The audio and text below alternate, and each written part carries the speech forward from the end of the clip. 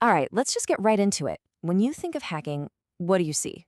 Probably a dark room, right? Screens everywhere, some person furiously typing away, and boom, 90 seconds later, they're inside the most secure network on the planet.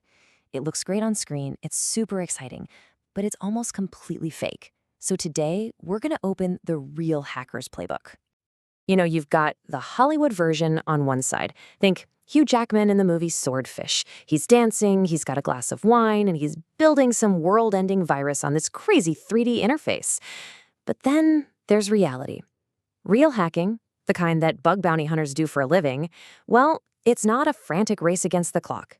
It's patient. It's methodical. It is a structured process. It's way less like a sprint and a whole lot more like a game of chess. And this quote right here, it just nails a core truth about this whole thing.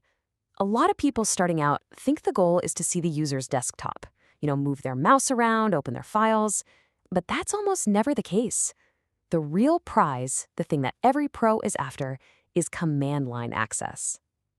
Just a simple, text-based terminal that gives you raw, fundamental control over that machine. That is where the magic really happens. So if it's not like the movies, then what is it? Well, it's a playbook. It's a methodology. See, following a structured process is really what separates the professionals from the amateurs. This is how you take a task that seems impossibly huge and break it down into small, manageable steps. It's how you turn a mountain into a series of small, climbable hills. And this is it. This is the core strategy, illustrated perfectly. It works like an inverted triangle. You start up top at the widest part with reconnaissance. You're casting a huge net, trying to gather every bit of information you can find. Then you move down a level to scanning, where you start to narrow your focus, looking for specific weak spots. And finally, you get to the very point of the triangle, exploitation. This is where you zero in on one single confirmed vulnerability. Broad to specific, that's the entire game.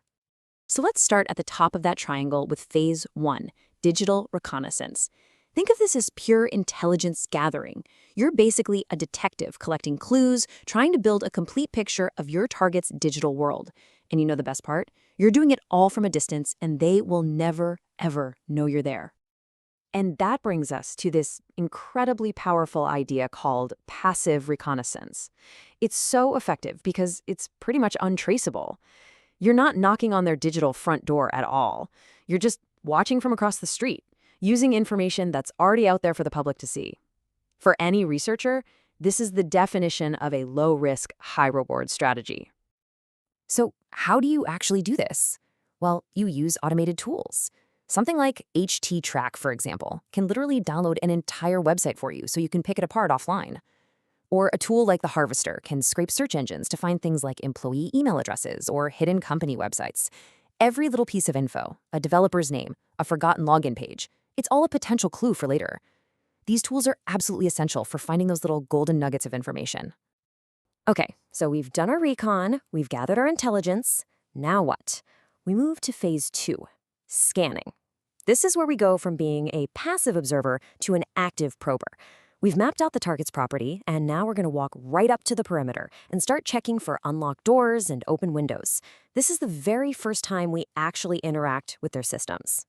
And this is just the perfect way to think about it. Every computer on a network has 65,535 potential ports. Think of each one as a door or a window. A port scan is basically just you methodically walking around a giant mansion and checking every single one of those doors and windows to see which ones someone forgot to lock. An open port means a service is listening. And that service, well, it just might be vulnerable. Now, to understand how we check those doors, you got to understand how computers talk to each other. Most of the internet runs on something called the TCP three-way handshake. It's basically like a polite phone call. Your computer sends a SYN packet, which is like saying, "Hello, you there?" The server on the other end replies with a SYN ACK packet saying, "Oh, hi, yep, I'm here." And finally, your computer sends an ACK packet, which says, "Awesome, let's talk." And now you've got a connection. Right. That polite three-step conversation is how things normally work.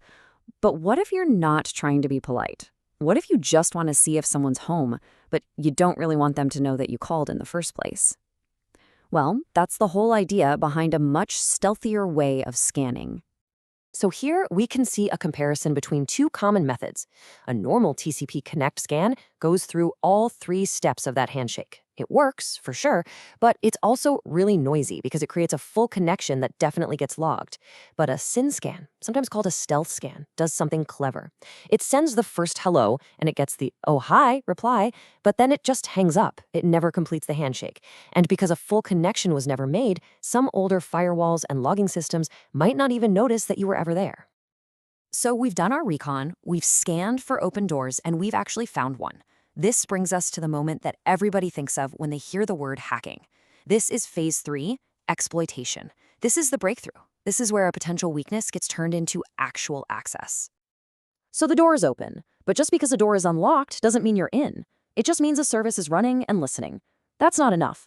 We need to find a specific flaw in that service, something we can actually take advantage of.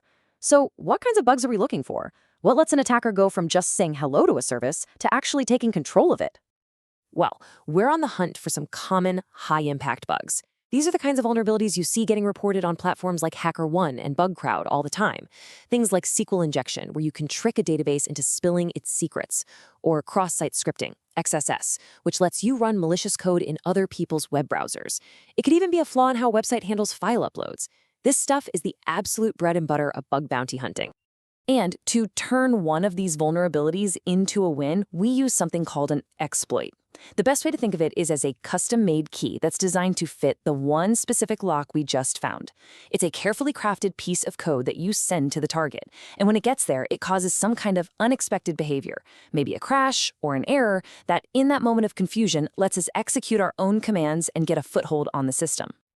Okay, we have the technical playbook: recon, scan, exploit. But here's the thing. Knowing how to do all this is not enough. The single most important part of this entire process is the ethical framework that you have to operate in. This is it. This is the line that separates a white hat hacker, a hero, from a black hat criminal. And this quote just draws the line right in the sand. Authorization. It's one word, but it defines everything. Did you have permission to be there? A white hat hacker has explicit written permission from a company to test their systems. A black hat hacker does not. It is really that simple. Honestly, you can think of it like the two sides of the Force in Star Wars. Both sides, the Sith and the Jedi, they have access to incredible power and knowledge. The black hat, the Sith, uses that power for personal gain, for chaos, for exploitation. But the white hat, the Jedi, they have a code, they have strict authorization, they have a mission to protect, and they never, ever step outside the rules. And those rules are defined by something we call scope. When you join a bug bounty program on a platform like BugCrowd or HackerOne, the company gives you a document, and it lays out the rules of engagement. It tells you exactly which websites or systems are inbounds, which attack techniques are forbidden, and sometimes even what time of day you're allowed to test. Staying inside that scope isn't just a good idea, it is what keeps you on the right side of the law. So there you have it, the real hacker's playbook. It's not about magic, it's not about typing as fast as you can. It's a disciplined methodology combined with a rigid ethical code. The knowledge is incredibly powerful, and the process is something anyone can learn. The only question left is a personal one for you. You have the map, so how will you choose to navigate the territory?